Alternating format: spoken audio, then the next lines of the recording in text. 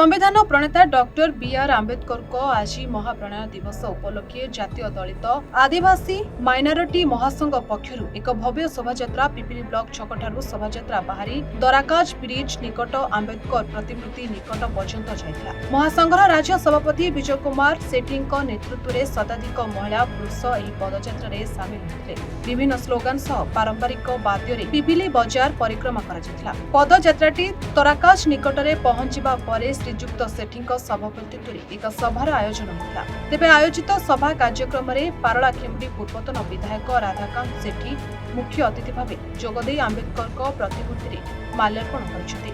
अन्यतम अतिथि भाव communist party वरिष्ठ सदस्य सर्वेश्वर भारती, संगठन कान्हूचरण बेहेरा, गंगाधर सेठी और संगठन राज्य संपादिका सोनी लता सेठी प्रमुख जोगदे संविधान प्रणेता डॉक्टर बी.आर. आंबेडकर देश प्रति अपूरणीय अवदान संपर्क में आलोकपात करथिले। भूमिहीन गरीब निष्पेषित और साधारण वर्गर लोकों न्याय पाई संगठन सदा सर्वदा लड़े जारी रखिथिबा नै संगठन को अतिथि माने भूई सिंह प्रशंसा करथिबा बेले आंबेडकर नीति आदर्श रे अनुप्राणित होई संगठन सदा सर्वदा कार्य करी आसुछि बोली राज्य सभापति विजय सेठी कहछथि। देखो आज होची भारत रत्न भारतर संविधान प्रणेता भारतर प्रथम आईन मंत्री डॉक्टर भीमराव आंबेडकर 68तम महापरिनिर्वाण दिवस।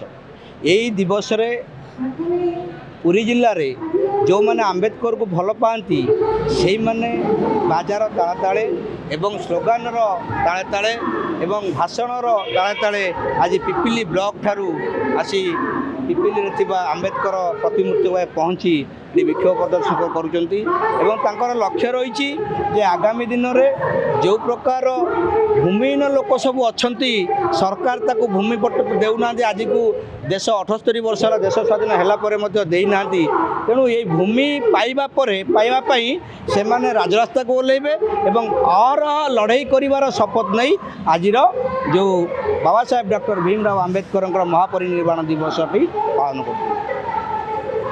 पिपिली प्रशांत महाराण रिपोर्ट यूआर ओडिशा।